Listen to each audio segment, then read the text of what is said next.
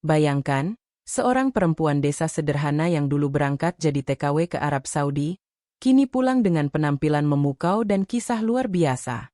Tak ada yang menyangka, ia ternyata pernah menikah dengan seorang sultan terpandang, hingga akhirnya ditinggal wafat karena sakit. Dan yang mengejutkan, seluruh warisan sang sultan jatuh ke tangannya. Kini, janda muda itu kembali ke kampung halamannya di Lumajang bukan lagi sebagai gadis biasa, melainkan sebagai janda kaya raya dengan harta melimpah. Sosoknya langsung jadi primadona kampung, diperebutkan banyak lelaki, dipuja, sekaligus jadi bahan iri hati. Namun, di balik pesonanya, ada kisah penuh rahasia, godaan, dan pilihan hidup yang mengejutkan. Siapakah janda muda ini sebenarnya? Mengapa ia bisa mendapatkan warisan sebesar itu? Dan pilihan mengejutkan apa yang akhirnya ia ambil di tengah gemerlap harta dan godaan dunia? Jangan kemana-mana, kisah lengkapnya akan membuka mata dan hati kita, bahwa takdir Allah selalu penuh dengan kejutan. Assalamualaikum warahmatullahi wabarakatuh. Bismillahirrahmanirrahim. Alhamdulillah kita bisa bertemu lagi di channel ini. Silahkan like, share, dan subscribe agar tidak ketinggalan cerita-cerita penuh hikmah, cinta, dan takdir kehidupan yang akan membuat hati kita bergetar. Mari kita awali dengan sholawat bersama. Allahumma sholli ala Muhammad, wa ala ali Muhammad. Suasana kampung di Lumajang sore itu begitu damai. Angin semilir bertiup dari arah sawah, sementara anak-anak kecil masih berlarian di jalan tanah yang berdebu. Para ibu duduk berkelompok di teras rumah sambil berbincang tentang harga cabai yang naik, tentang hajatan tetangga, hingga kabar terbaru dari sanak saudara yang merantau. Namun, di antara obrolan itu, ada satu nama yang mendadak kembali jadi bahan perbincangan hangat, Aisyah. Sudah dengar kabar belum? Aisyah pulang dari Arab Saudi, bisik seorang ibu kepada kawannya. Aisyah yang dulu kerja TKW itu, sahut yang lain dengan mata berbinar. Ya, katanya sekarang dia sudah jadi janda, tapi bukan janda sembarangan. Dia bawa harta warisan besar dari suaminya di sana. Suaminya katanya orang kaya, keturunan bangsawan Arab, bahkan seperti sultan. Kabar itu cepat menyebar, seperti api yang menjalar ke dedaunan kering. Dalam hitungan jam, hampir seluruh warga kampung sudah tahu tentang kepulangan Aisyah. Orang-orang mulai penasaran, bagaimana wajahnya sekarang, seperti apa penampilannya, dan betapa beruntungnya hidup perempuan muda itu. Sore menjelang maghrib, jalan kampung mendadak riuh. Sebuah mobil mewah berhenti di depan rumah tua yang dulu adalah kediaman orang tua Aisyah. Dari dalam mobil, seorang wanita muda keluar dengan langkah anggun. Dialah Aisyah, parasnya memancar bak rembulan, kulitnya terawat bersih, pakaiannya sederhana namun berkelas, membuat semua orang tertegun melihatnya. Anak-anak yang berlari tadi berhenti sejenak, melongo menatapnya, sementara para ibu berbisik-bisik, tak percaya dengan perubahan yang begitu drastis. Dulu, Aisyah hanyalah gadis kampung biasa. Ia bahkan harus rela meninggalkan tanah kelahirannya demi bekerja sebagai pembantu rumah tangga di Arab Saudi. Berangkat dengan doa, air mata, dan keberanian, ia menghadapi kerasnya negeri orang, menahan rindu pada kampung halaman, serta perjuangan demi menafkahi keluarganya. Tapi kini, yang berdiri di hadapan mereka bukan lagi Aisyah yang dulu. Dia telah menjelma menjadi sosok wanita yang mempesona, penuh kewibawaan, dengan sorot mata yang menyimpan kisah panjang perjalanan hidupnya. Namun di balik senyumnya yang manis, ada duka yang tak bisa ia sembunyikan. Aisyah baru saja kehilangan suaminya, seorang pria terpandang keturunan bangsawan Arab. Suaminya, yang penuh kasih dan begitu menjaganya selama ini, meninggal karena sakit. Kepergian sang suami meninggalkan luka mendalam, meski juga mewariskan harta yang tak ternilai. Rumah megah, tabungan, emas, dan berbagai aset kini sah menjadi milik Aisyah. Warisan itu membuat statusnya berubah drastis, dari seorang TKW sederhana menjadi janda muda kaya raya. Ketika Aisyah melangkah masuk ke rumah lamanya, ingatan masa lalu menyeruak. Aroma kayu jati di ruang tamu, kursi tua peninggalan ayahnya, dan foto keluarga yang masih tergantung di dinding. Air matanya menetes pelan. mengingat betapa perjalanan hidup membawanya begitu jauh. Dari seorang gadis kampung yang dulu diremehkan, kini ia kembali dengan kisah yang tak pernah dibayangkan siapapun. Tetangga-tetangga pun berdatangan, sebagian ingin menyambut, sebagian sekadar ingin melihat langsung dengan mata kepala sendiri. Ada yang kagum, ada pula yang sinis. Lihat tuh, balik-balik sudah kaya raya. Pantas saja, suaminya kan orang kaya. Untung-untungan banget, bisik seorang ibu dengan nada iri. Tapi ada juga yang mendoakan dengan tulus, semoga Aisyah tetap rendah hati, semoga rezekinya barokah. Aisyah hanya tersenyum lembut. Ia tahu, harta bisa mengundang banyak pandangan, kagum sekaligus iri. Namun, yang paling berat baginya bukanlah cibiran orang, melainkan kenyataan bahwa ia harus menjalani hidup tanpa suami yang selama ini menemaninya. Malam itu, kampung Lumajang tak lagi sama. Kabar kepulangan janda muda kaya raya yang cantik jelita membuat suasana desa bergetar. Semua orang tahu, hari-hari mereka ke depan akan penuh cerita baru, gosip, bahkan mungkin drama. Dan di tengah semua itu, Aisyah berdiri, mencoba tegar menghadapi takdir barunya. Kepulangan Aisyah ke kampung tidak hanya membawa dirinya yang berubah, tetapi juga membawa cerita besar yang tak disangka siapapun. Di balik senyum dan wajah anggun yang ia bawa pulang, tersimpan kenyataan bahwa ia kini menjadi pewaris sah dari harta peninggalan mendiang suaminya. Sang suami, seorang bangsawan keturunan sultan dari Arab Saudi, ternyata sudah menyiapkan surat wasiat jauh sebelum ajal menjemputnya. Dalam surat itu tertulis jelas, seluruh harta, baik berupa rumah, tanah, tabungan dalam jumlah miliaran, maupun perhiasan emas yang berkilau, sah diwariskan kepada Aisyah. Tidak ada satupun kerabat yang berhak menggugat, karena sang suami sudah menandatangani wasiat di hadapan pengacara dan saksi. Aisyah sendiri awalnya tak percaya.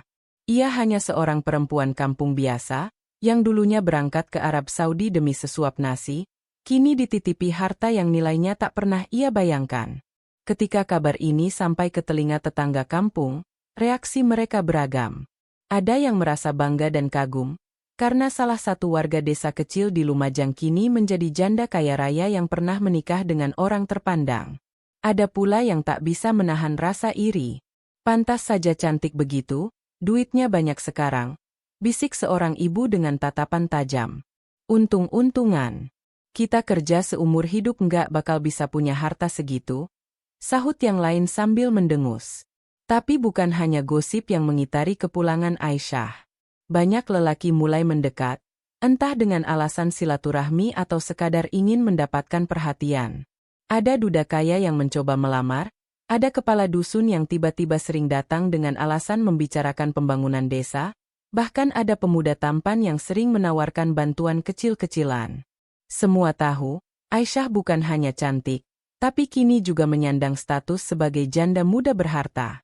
Namun di balik itu semua, hati Aisyah penuh kegelisahan. Baginya, warisan bukanlah sekadar angka dan benda.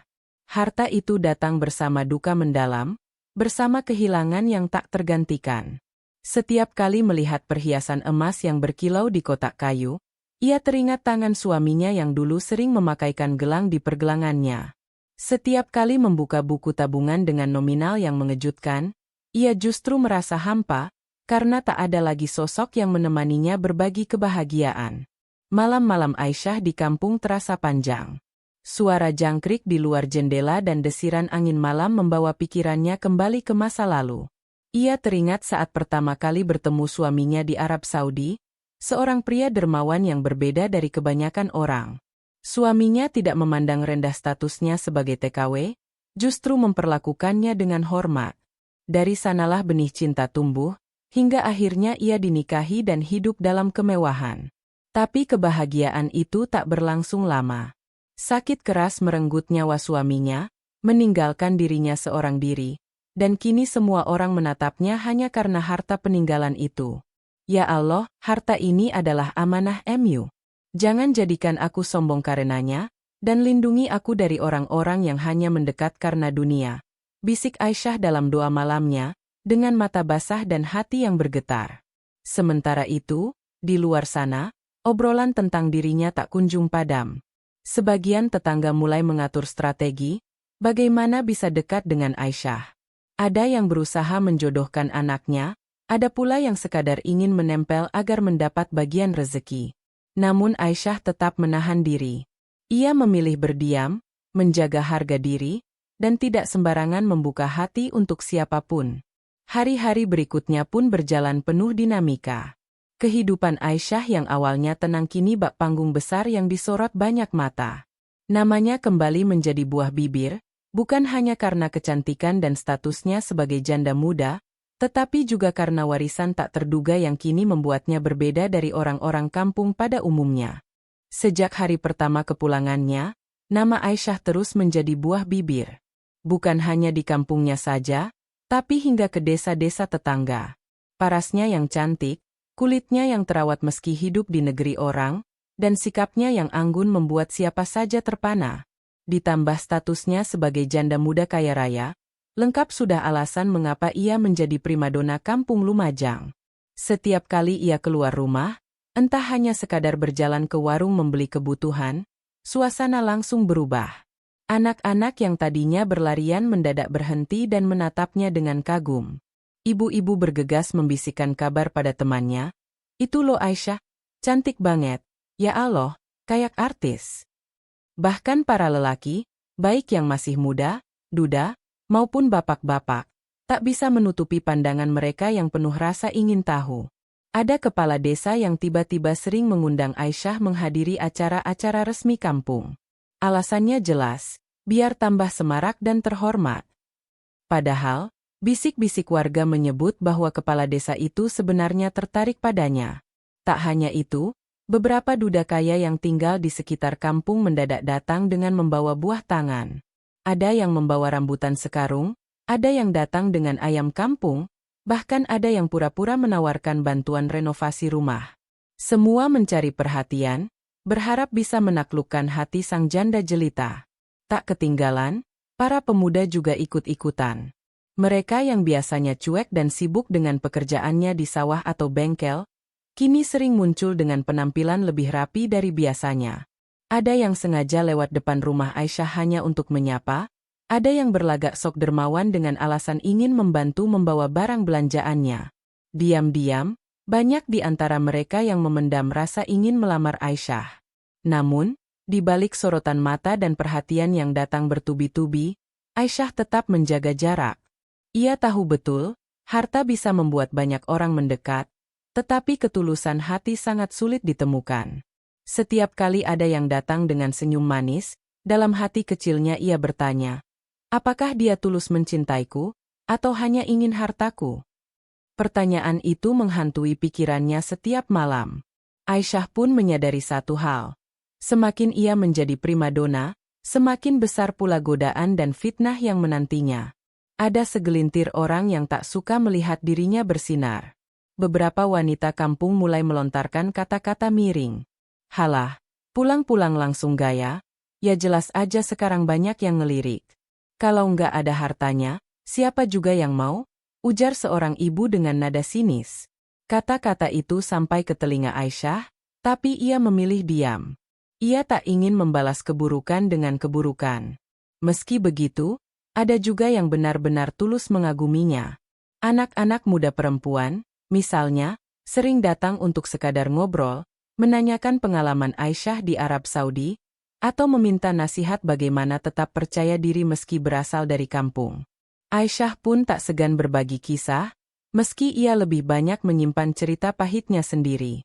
Malam demi malam, Aisyah semakin sadar bahwa dirinya kini hidup dalam dua sisi. Di satu sisi, ia adalah primadona yang dikagumi banyak orang, dihormati karena status dan hartanya. Namun di sisi lain, ia merasa kesepian, karena tak seorang pun yang benar-benar tahu isi hatinya yang rapuh.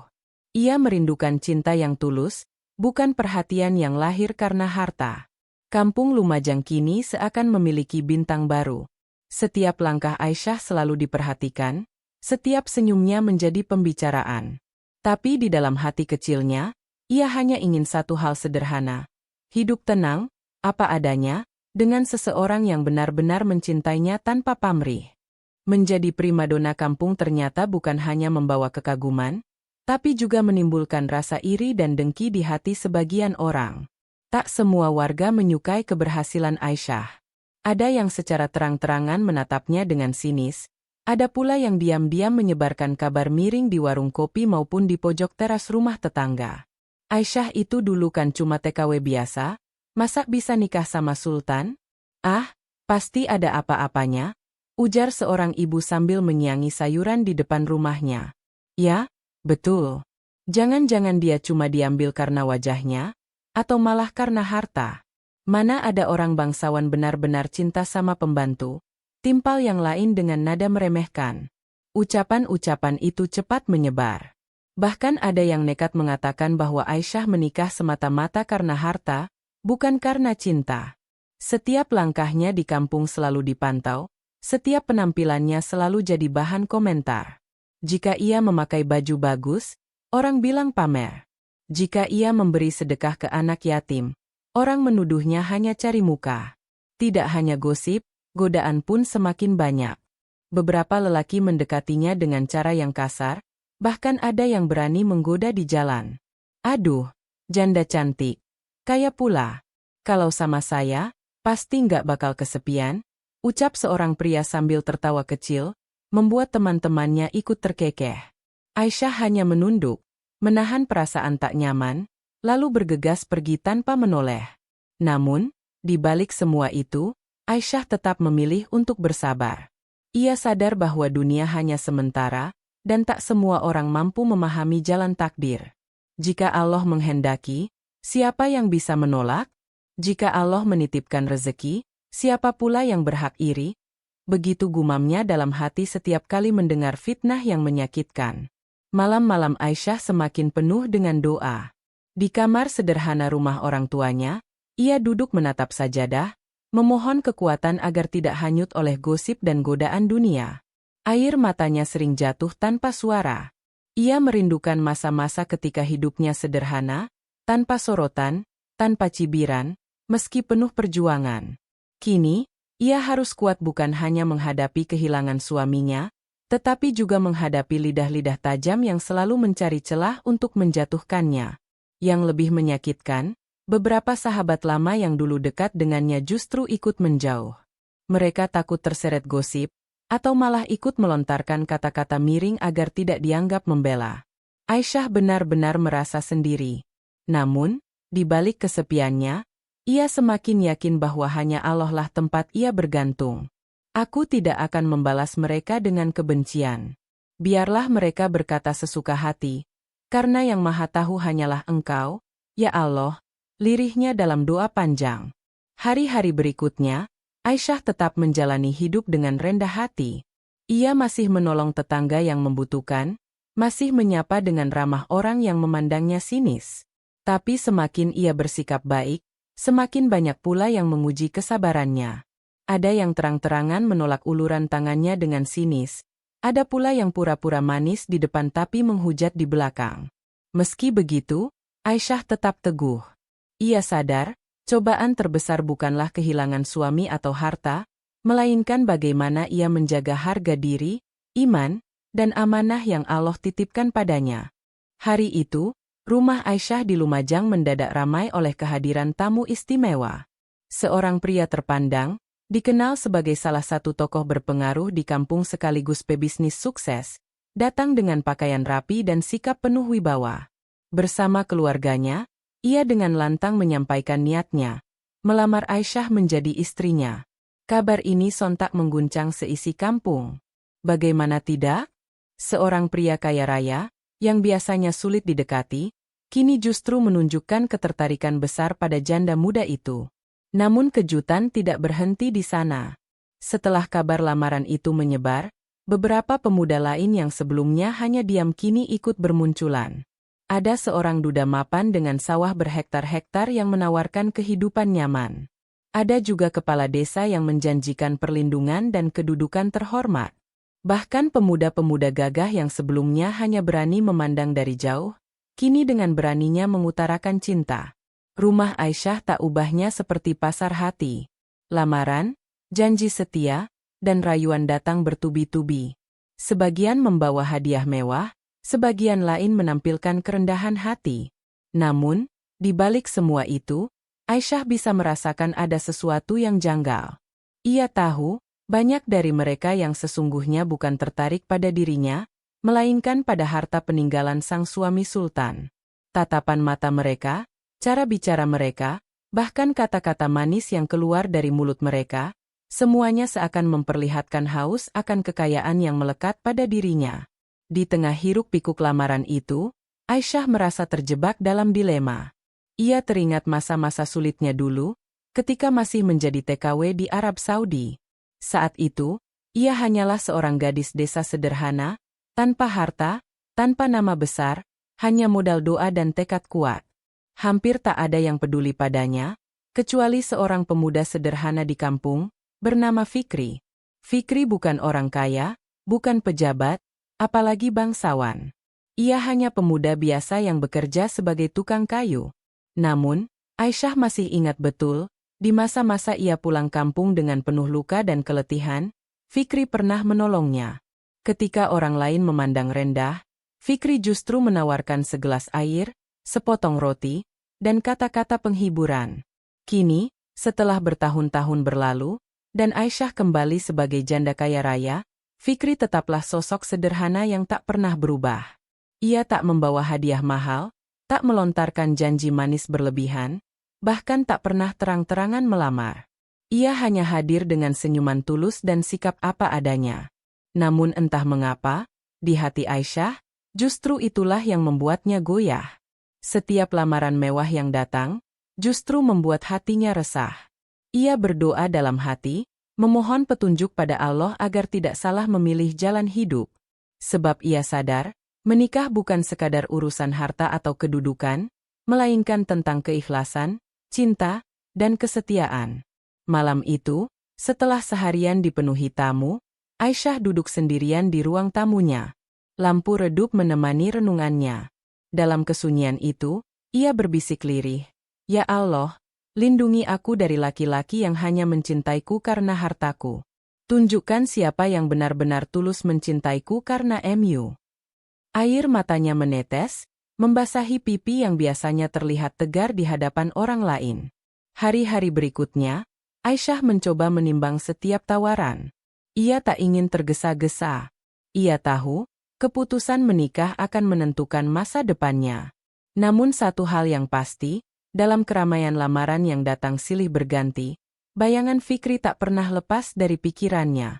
Ada rasa hangat yang tak bisa ia tolak, ada getaran aneh setiap kali ia mengingat kebaikan kecil yang pernah dilakukan pemuda itu di masa lalu. Kini, Aisyah harus memilih. Apakah ia akan menerima lamaran dari pria terpandang yang membawa janji kemewahan, atau mengikuti bisikan hatinya yang diam-diam tertuju pada seorang pemuda sederhana yang mungkin bisa memberinya kebahagiaan sejati? Hari-hari Aisyah semakin dipenuhi dengan tawaran lamaran yang datang silih berganti. Setiap pagi, selalu ada kabar baru. Pria kaya yang ingin datang membawa hadiah, pejabat yang ingin memperistri dirinya, hingga keluarga-keluarga terpandang yang mengutus perantara untuk mengajukan pinangan. Namun, meskipun hatinya tersanjung, ia tak pernah benar-benar merasa damai. Senyum yang dipamerkan para lelaki itu tampak indah di luar, tapi terasa hampa di dalam. Dalam kesendiriannya, Aisyah sering termenung di teras rumah besar warisan suaminya. Dari sana, ia bisa melihat hamparan sawah hijau yang mengingatkannya pada masa kecil. Ia kembali teringat siapa dirinya dulu. Seorang gadis desa sederhana yang berjuang mencari nafkah di negeri orang. Kehidupannya berubah drastis setelah menikah dengan seorang sultan, namun pada dasarnya ia tetaplah Aisyah yang dulu. Seorang perempuan biasa yang mendambakan cinta yang tulus. Semakin hari, semakin jelas dalam hatinya, bahwa semua kemewahan yang datang melalui lamaran para pria kaya itu bukanlah jawaban dari doa-doanya. Ia justru merasa makin jauh dari ketenangan yang selama ini ia cari. Hanya satu sosok yang terus hadir di hatinya tanpa diundang.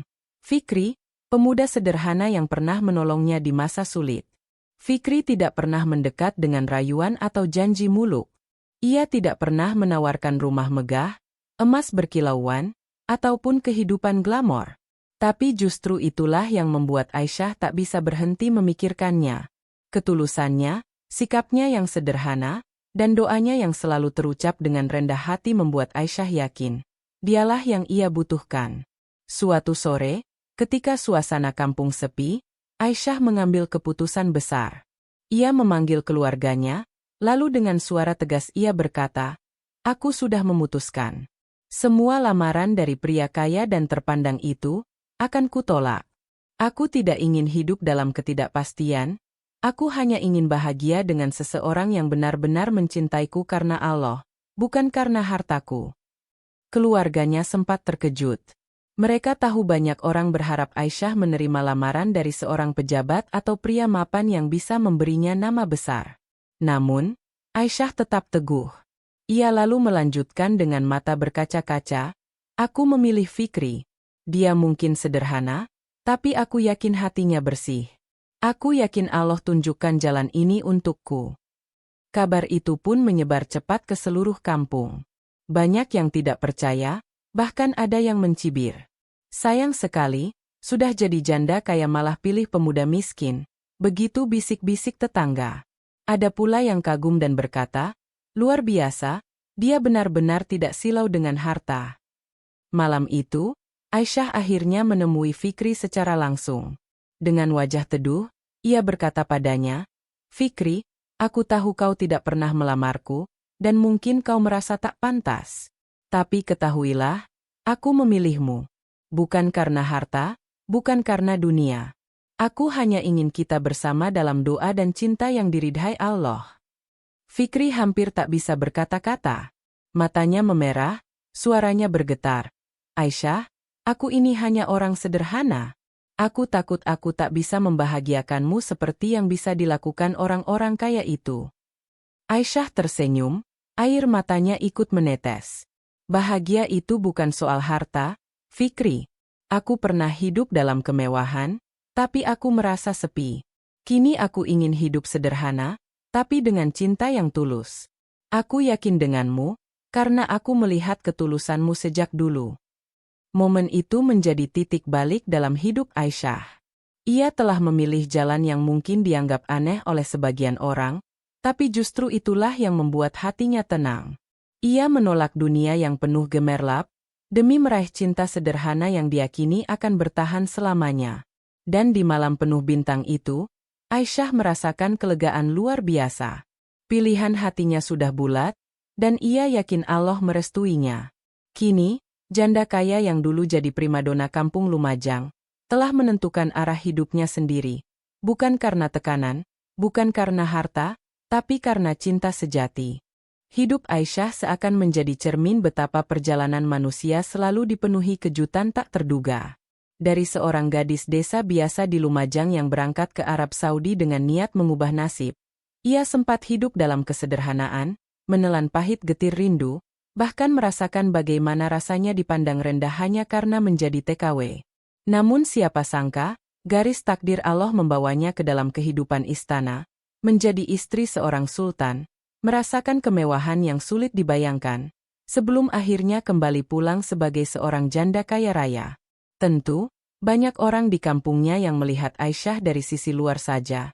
Harta yang ia bawa pulang, rumah megah yang berdiri, perhiasan emas yang berkilau, serta perhatian para lelaki yang berebut ingin meminangnya. Namun di balik semua itu, hanya Aisyah yang benar-benar tahu rasanya kehilangan, kesepian, dan kerinduan akan cinta sejati yang bukan dilandasi harta semata. Keputusan Aisyah menolak lamaran-lamaran dari pria kaya dan terpandang, lalu memilih pemuda sederhana bernama Fikri, membuat banyak orang tercengang. Ada yang mencibir, ada yang memuji, ada pula yang masih tak habis pikir. Namun di hati Aisyah, itulah jalan yang paling benar. Ia sadar, harta hanyalah titipan. Status dan kedudukan bisa hilang kapan saja. Sedangkan ketulusan hati, doa, dan cinta yang murni akan abadi dan menenangkan jiwa. Hari-hari Aisyah setelah itu jauh lebih sederhana dibandingkan ketika ia baru pulang. Ia tidak lagi sibuk meladeni tamu-tamu yang datang membawa lamaran, tidak lagi terganggu oleh gosip-gosip miring yang menyudutkannya. Sebaliknya, Ia kini bisa tertawa lepas bersama Fikri di halaman rumah, bercengkerama dengan anak-anak yatim di kampung, bahkan berbagi rezeki kepada tetangga yang membutuhkan. Warisan yang ia terima dari mendiang suaminya, sebagian besar ia gunakan untuk hal-hal bermanfaat, membangun masjid, membantu pendidikan anak desa, dan memperbaiki jalan kampung. Semua itu ia lakukan dengan penuh keikhlasan. Ia ingin meninggalkan jejak kebaikan, bukan sekadar harta yang bisa habis sewaktu-waktu. Orang-orang yang dulu iri perlahan mulai luluh, melihat betapa Aisyah tidak pernah sombong meskipun hidup berkecukupan. Justru ia semakin rendah hati, dan wajahnya memancarkan kebahagiaan yang tak bisa dibeli dengan uang. Dari kisah hidup Aisyah, kita bisa belajar bahwa takdir Allah seringkali di luar dugaan manusia. Siapa sangka seorang gadis desa yang dulu dianggap lemah bisa menjadi seorang istri bangsawan? Siapa sangka seorang janda yang dicibir karena dianggap menikah hanya demi harta, justru memilih cinta sejati dari seorang pemuda miskin? Semua itu terjadi bukan karena kebetulan, melainkan karena Allah sudah menyiapkan jalan terbaik bagi hamba-Nya. Pada akhirnya, kebahagiaan sejati tidak pernah datang dari harta yang menumpuk atau kedudukan yang tinggi.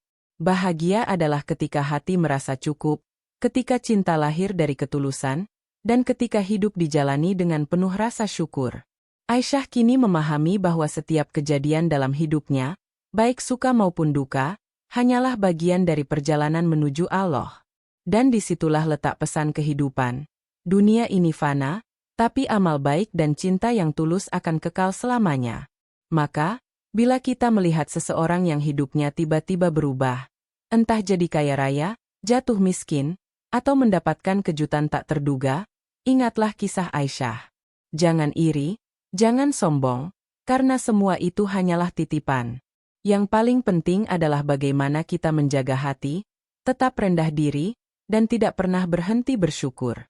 Kisah Aisyah ditutup bukan dengan kemewahan, bukan pula dengan pesta besar, tapi dengan senyuman yang tulus, kehidupan yang sederhana, dan cinta sejati yang ia temukan dalam doa-doa panjangnya. Ia telah membuktikan bahwa yang membuat seseorang menjadi primadona sejati bukanlah harta atau wajah cantik, melainkan hati yang penuh kasih dan ketulusan. Demikian kisah inspiratif kali ini. Semoga kita bisa mengambil hikmah bahwa harta dan jabatan hanyalah sementara, yang abadi adalah iman dan ketulusan hati. Terima kasih bagi sahabat semua yang sudah setia menyimak cerita ini. Jangan lupa subscribe channel ini. Semoga Allah membalas kebaikan kalian dengan rezeki yang melimpah, umur yang berkah, serta dimudahkan segala urusan dunia dan akhirat. Wassalamualaikum warahmatullahi wabarakatuh.